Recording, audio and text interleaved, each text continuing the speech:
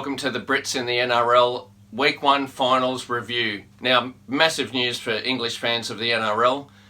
The Canberra Raiders upset the Melbourne Storm. And look, the Bunnies went down to the Roosters, but it means that Souths and the Raiders are now on the same side of the draw.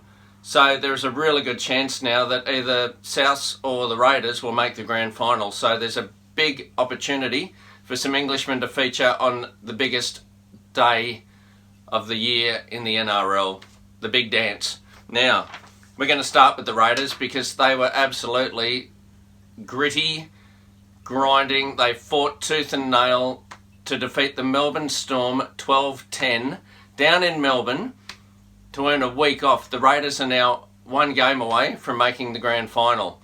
And the star of the show and the man who scored the match-winning try with just 2.5 minutes left on the clock was, of course, John Bateman. He's done it again. He's brought his season form into the finals. He was the buy of the year. He's now even gone up a notch. And one thing we learnt from that game is that the Raiders do not fear the Melbourne Storm. They've got belief and they don't fear anyone. Here, check out some stats here for John Bateman. 1 try. 135 metres running, 33 post-contact metres, 7 tackle breaks, 1 offload and 37 tackles. John Bateman, you are a superstar, and I tell you what, if the Raiders win the grand final, it's going to come down a lot to him and also Josh Hodgson. Hodgson had a really good game. He was up against probably the best hooker in the game, one of the best players in the game in Cameron Smith, and he more than equalled Smith's output. Hodgson had a good game. He was more subtle than outstanding.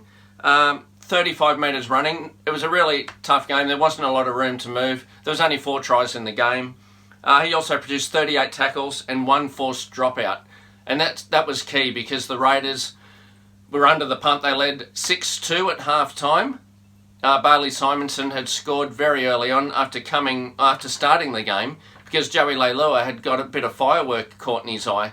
The game got delayed. We've never seen this before, ever, in the NRL. And Leilua actually had to start on the bench. And it just happened to be Simonson. It all sort of come up trumps for the Raiders because Simonson had a great game. Leilua came on later in the game and he actually set up John Bateman running across field after Josh Adokar had lost the ball. Instead of throwing it out to the winger, he's done a little flick inside and Johnny Bateman's just cut in. And there was a massive yawning gap and Bateman's just gone flying through. Bateman is such a natural footballer, he knows what to do. Elliott Whitehead, another good game for him. 60 metres running, 1 offload and 28 tackles. Now, Ryan Sutton did not play. He was left out. Emre Gula was a late introduction on the bench. So there didn't seem to be an injury for Ryan. He just didn't play. So whether he features in the grand final qualifier in 2 weeks, we'll find out. Now, we move on to the Rabbitohs. Now, Sam Burgess did not play in the 30-6 thumping of the Rabbitohs by the Sydney Roosters. And the Roosters just showed their class. They are the team to beat. We thought, and I thought they might go up a notch come finals, and boy, did they what. It was 26-0 at half-time. They absolutely blew the Bunnies out of the water. Luke Keary was just leading the charge. Jared Waerea-Hargreaves and Siosiwa Takiaho straight up the guts, just tore them apart. And then you had Joey Manu on the right with Brett Morris. On the left, you've got Latrell Mitchell and Daniel Tupu, and James Tedesco was just everywhere. It was just a great performance from the Roosters, and they are the team to beat. But if there's any team that can potentially take them down, it is the Raiders. Now, the Roosters won, and guess what that means? If the Melbourne Storm win next week, they play the Roosters in a grand final rematch in the grand final qualifier. So we cannot have a repeat grand final of the Roosters and Storm. Now, South did win the second half, and yeah, they'll take something out of that, but they'll be much better. George Burgess, it was his first game. He did start at prop, as I predicted, but you could tell he was short of a run. He only played 26 minutes. He only had 3 runs for 30 metres. 1 tackle break and 14 tackles. He'll be much better next week, and I'll tell you who they're playing very shortly. Thomas, he came off the bench, but a really good stint. Now he'd been out as well, but 30 minutes, 109 running metres, 3 tackle breaks, 2 offloads and 16 tackles. That's excellent output from Thomas.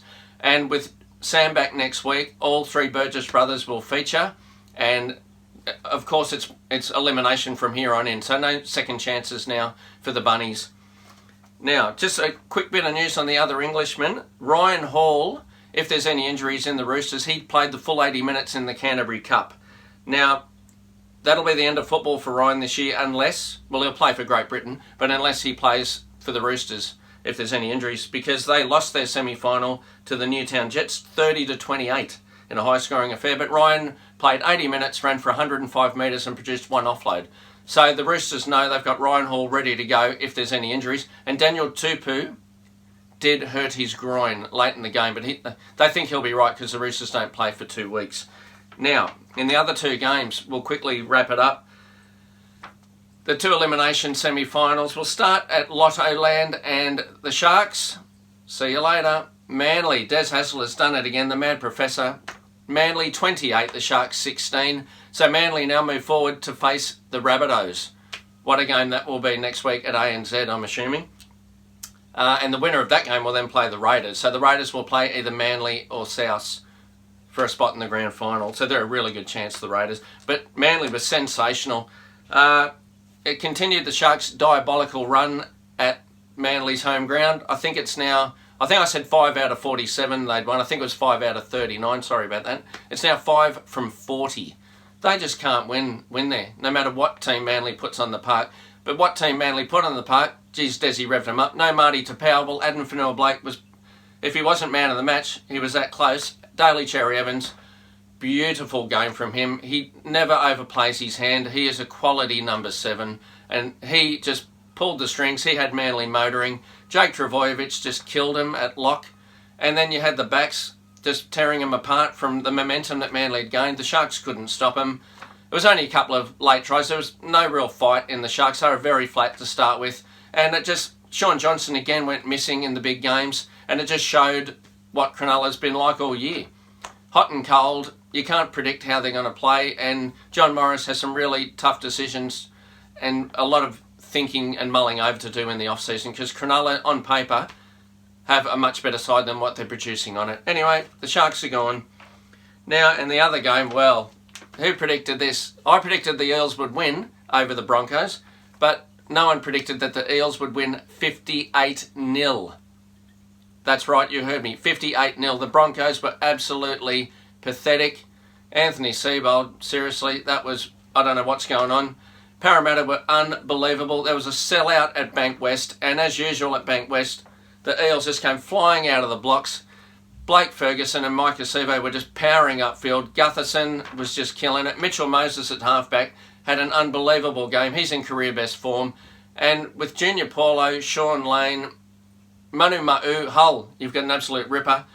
They just tore the Broncos apart. They put their foot on their throat, and the Broncos just got out the white flag very early. There were some really soft tries in the back end. There was 3 or 4 tries in the last 15 minutes, were just not NRL standard. And it shows by teams in the top 8, the ones down the bottom of that 8. Well, 7 and 8 went out this weekend. The Broncos came in with just, they'd lost more games than they'd won. They had a negative for and against, and it showed that they really deserved to be in the finals. They got what their performances deserved. They delivered little, and their output yesterday was just pathetic. So, Parramatta now go down to Melbourne to take on the mighty Storm, coming off the back of a loss. So, Parramatta, away from Bankwest, they're going to have confidence up here, but they're not at Bankwest. So, but it's going to be an intriguing game. Melbourne like to wrestle and slow it down. Who knows? So, our winners on the weekend were the Roosters, the Raiders, the Seagulls, and the Eels. And John Bateman was the player of the round for the British in the NRL. Another great game, and he's now got to put his feet up this week, and it's a well-earned rest. I'll see you in a couple of days for a Week 2 finals preview.